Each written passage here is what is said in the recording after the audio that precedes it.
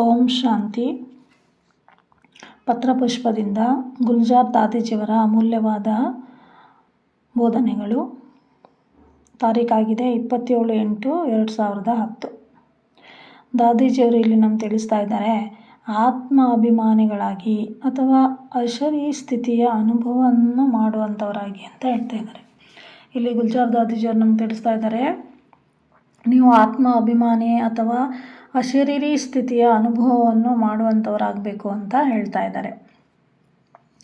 ಬಾಬಾ ನಮಗೆ ಇಲ್ಲಿ ತಿಳಿಸ್ತಾ ಇದ್ದಾರೆ ಅಂತ ಹೇಳ್ತಿದ್ದಾರೆ ದಾದೀಜಿಯವರು. ಈ ಸಮಯ ತುಂಬ ನಾಜೂಕಾಗುವಂಥದ್ದಿದೆ.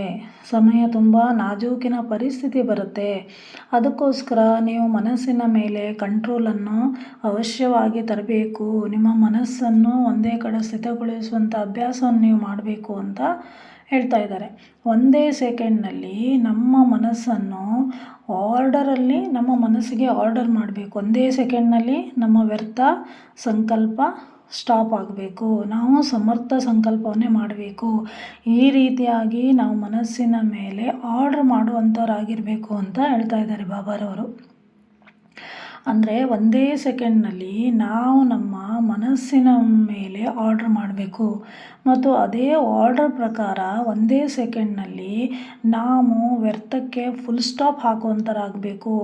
ಈ ರೀತಿಯಾದಂತಹ ಪ್ರಾಕ್ಟೀಸನ್ನು ಮಾಡುವಂತಹ ಕೆಲಸವನ್ನು ನಾವು ಮಾಡಬೇಕು. ಈ ರೀತಿಯಾದಂತಹ ಅಭ್ಯಾಸವನ್ನು ನಾವು ಮಾಡಬೇಕು. ಅಂದರೆ ಒಂದೇ ಸೆಕೆಂಡ್ನಲ್ಲಿ ನಾವು ವ್ಯರ್ಥಕ್ಕೆ ಫುಲ್ ಸ್ಟಾಪ್ ಹಾಕಬೇಕು.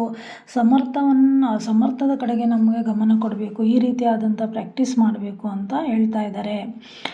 ನಮ್ಮ ಪೇಪರು ಅಚಾನಕ್ಕಾಗಿ ಬರುತ್ತೆ.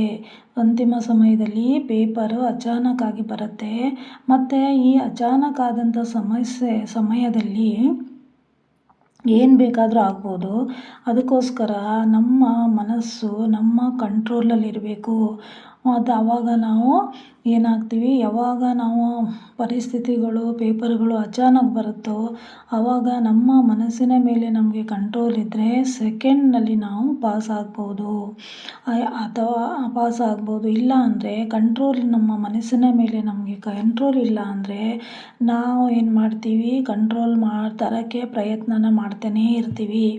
ಆ ಪ್ರಯತ್ನ ಮಾಡುವಾಗ ನಮಗೆ ಟೈಮ್ ಹಿಡಿಸುತ್ತೆ. ಟೈಮು ನಮ್ಮಲ್ಲಿ ತುಂಬ ಕಡಿಮೆ ಇದೆ ಅಂತ ಹೇಳ್ತಾ ಇದ್ದಾರೆ. ನಮ್ಮ ಮೂಲ ಮಂತ್ರನೇ ಆಗಿದೆ ಮನ್ಮನಾಭವ. ಅಂದರೆ ನಿರಂತರವಾಗಿ ಮನಸ್ಸಿನಿಂದ ತಂದೆಯನ್ನು ನೆನಪು ಮಾಡುವಂಥದ್ದೇ ನಮ್ಮ ಮೂಲ ಮಂತ್ರ ಆಗಿದೆ.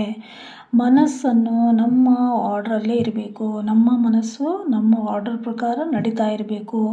ನಮ್ಮ ಮನಸ್ಸು ಎಲ್ಲಿ ನಾವು ಸ್ಥಿತ ಮಾಡಬೇಕಂತ ಹೇಳ್ತೀವೋ ಅಲ್ಲೇ ಸ್ಥಿತವಾಗಿರಬೇಕು. ಎಷ್ಟು ಸಮಯ ಆ ಸ್ಥಿತಿಯಲ್ಲಿ ನಾವು ಇರಬೇಕು ಅನ್ನುವಂಥ ಆರ್ಡ್ರ್ ಕೊಟ್ಟಾಗ ಅಷ್ಟು ಸಮಯ ನಮ್ಮ ಮನಸ್ಸು ಆ ಸ್ಥಿತಿಯಲ್ಲಿ ಇರಬೇಕು ಅಂತ ಹೇಳ್ತಾ ಇದ್ದಾರೆ.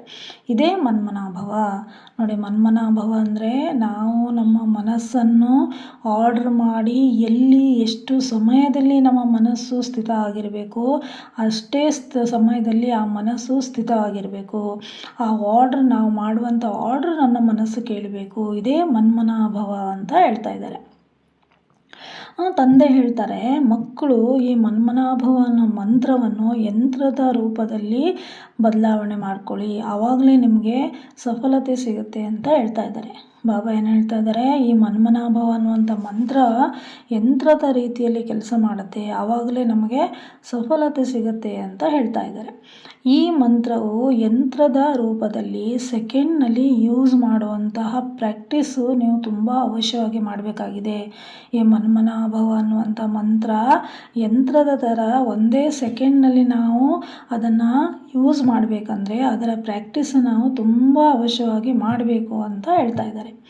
ಬಾಬಾ ಹೇಳ್ತಾರೆ, ಕೆಲವು ಮಕ್ಕಳು ಈ ರೀತಿಯಾಗಿ ಸರಿ ಇದೆ, ಆದರೆ ಕೆಲಸ ಮಾಡುವಾಗ ಕರ್ಮಯೋಗಿ ಆಗುವಾಗ ನಾವು ಈ ಡಬಲ್ ಕೆಲಸ ಮಾಡೋಕ್ಕಾಗಲ್ಲ ಅಂತ ಪ್ರಾಕ್ಟೀಸು ನಮ್ಮಲ್ಲಿ ಇರಲ್ಲ ಅಂತ ಹೇಳ್ತಾರೆ.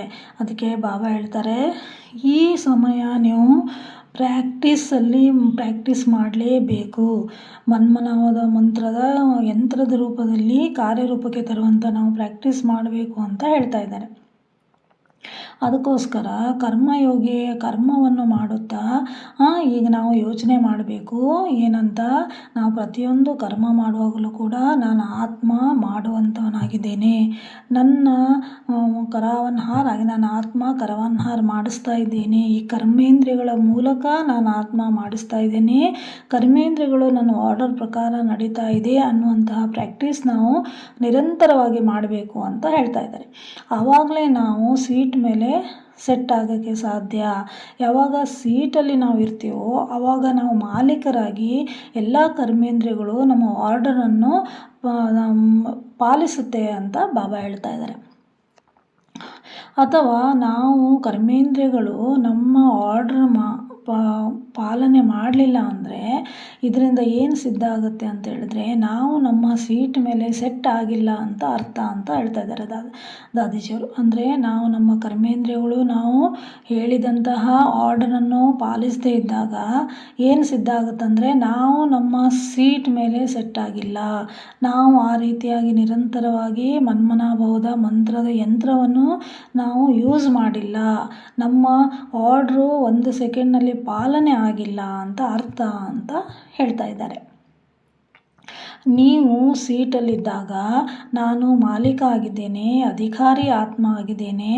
ಆ ಮಾಲೀಕನಲ್ಲಿ ಯಾವ ರೀತಿ ಶಕ್ತಿ ಇರುತ್ತೆ ಆ ರೀತಿ ನಾನು ಸರ್ವಶಕ್ತಿವಂತನ ಮಗು ನಾನಾಗಿದ್ದೇನೆ. ನಾನು ಸರ್ವಶಕ್ತಿವಂತ ತಂದೆಯ ಮಗು ಆಗಿದ್ದೇನೆ. ಈ ರೀತಿ ಸೀಟಲ್ಲಿ ಸೆಟ್ ಆಗೋದ್ರಿಂದ ಕರ್ಮಯೋಗದ ಟೈಮಲ್ಲಿ ನೀವು ಅಭ್ಯಾಸ ಮಾಡ್ತಾಯಿರಿ. ಅಂದರೆ ಕರ್ಮ ಮಾಡುವಾಗ ನಾನು ಯಾರು, ಅಧಿಕಾರಿ ಆತ್ಮ, ನಾನು ಸರ್ವಶಕ್ತಿವಂತ ತಂದೆಯ ಮಗು, ಈ ಕರ್ಮವನ್ನು ಮಾಡ್ತಾ ಇದ್ದೀನಿ ಅನ್ನುವಂಥ ಪ್ರಾಕ್ಟೀಸ್ ನಾವು ಮಾಡಿಕೊಂಡಾಗ ನಮಗೆ ಸಹಜವಾಗಿ ನಮ್ಮ ಅಟೆನ್ಷನ್ನು, ನಮ್ಮ ಗಮನ ಅದರ ಮೇಲೆ ಹೋಗುತ್ತೆ. ಆಮೇಲೆ ನಾವು ಅಚಾನಕ್ಕಾಗಿ ಬರುವಂಥ ಆಕಸ್ಮಿಕವಾಗಿ ಬರುವಂಥ ಪೇಪರಲ್ಲೂ ಕೂಡ ನಾವು ಪಾಸ್ ಆಗ್ತೀವಿ ಅಂತ ಹೇಳ್ತಾ ಇದ್ದಾರೆ ಬಾಬಾರವರು. ಆದ್ದರಿಂದ ಬಾಬಾ ಈ ಪಾಯಿಂಟಿನ ಮೇಲೆ ತುಂಬ ವಿಶೇಷದ ಅಟೆನ್ಷನನ್ನು ತರಿಸ್ತಾ ಇದ್ದಾರೆ. ಆದಮೇಲೆ ನಾನು ಆತ್ಮ, ನನ್ನ ಕರ್ಮೇಂದ್ರಿಯಗಳು ನಾನು ಹೇಳ್ದಂಗೆ ಕೇಳುತ್ತೆ, ನಾನು ಸರ್ವಶಕ್ತಿವಂತನ ಮಗು, ಆತ್ಮ ಮಾಡಿಸ್ತಾ ಇದ್ದೀನಿ, ಕರ್ಮೇಂದ್ರಿಯಗಳು ಮಾಡ್ತಾ ಇದ್ದಾರೆ ಅನ್ನುವಂಥ ಪ್ರಾಕ್ಟೀಸು ನಮ್ಮಲ್ಲಿ ಸದಾ ಇರಬೇಕು ಅಂತ ಹೇಳ್ತಾ ಇದ್ದಾರೆ. ದಾದೀಜಿಯವರು ಹೇಳ್ತಾ ಇದ್ದಾರೆ ಇಲ್ಲಿ, ನಾವು ಈ ರೀತಿಯಾಗಿ ತುಂಬ ಸಮಯದ ಅಭ್ಯಾಸ ಮಾಡಿದಾಗ ನಮಗೆ ಏನಾಗುತ್ತೆ, ಈ ಕರ್ಮೇಂದ್ರಿಯಗಳ ಮೇಲೆ ಕಂಟ್ರೋಲ್ ಸಿಗುತ್ತೆ ಅಂತ ಹೇಳ್ತಾ ಇದ್ದಾರೆ. ಮತ್ತು ಈ ರೀತಿಯಾಗಿ ನಾವು ಆರ್ಡರ್ನ ಪಾಲಿಸಿದಾಗ ನಮ್ಮ ಸುತ್ತಮುತ್ತಲಿರೋ ವಾಯುಮಂಡಲದ ಸಹಾಯನೂ ಕೂಡ ನಮಗೆ ಬೇಕಾಗುತ್ತೆ. ನಮ್ಮ ಸ್ಥಾನದ ಸಹಾಯ ಕೂಡ ನಮಗೆ ಬೇಕಾಗುತ್ತೆ. ಅದಕ್ಕೆ ಬಾಬಾರವರು ನಮಗೆ ಬಟ್ಟಿಯನ್ನು ಮಾಡಿಸ್ತಾರೆ. ಬಟ್ಟಿಯಲ್ಲಿ ನಮ್ಮ ಮೇಲೆ ನಮಗೆ ಗಮನವನ್ನು ತರಿಸ್ತಾರೆ. ಈ ರೀತಿಯಾಗಿ ನಮ್ಮ ಮೇಲೆ ನಮಗೆ ಅಟೆನ್ಷನ್ ತರಿದಾಗ ತುಂಬ ಸಹಜವಾಗಿ ಈ ಮಾತಿನ ಮೇಲೆ ನಮಗೆ ಅನುಭವ ಬರುತ್ತೆ. ನಮ್ಮ ಸ್ಥಿತಿ, ನಮ್ಮ ಸೀಟಲ್ಲಿ ಸೆಟ್ ಆಗುವಂತಹ ಬಗ್ಗೆ ಅನುಭವ, ಆತ್ಮಾಭಿಮಾನಿ ಆಗುವಂಥ ಅನುಭವ ನಮಗೆ ಬರುತ್ತೆ ಅಂತ ಇಲ್ಲಿ ದಾದೀಜಿಯವರು ತಿಳಿಸ್ತಾ ಇದ್ದಾರೆ. ಓಂ ಶಾಂತಿ.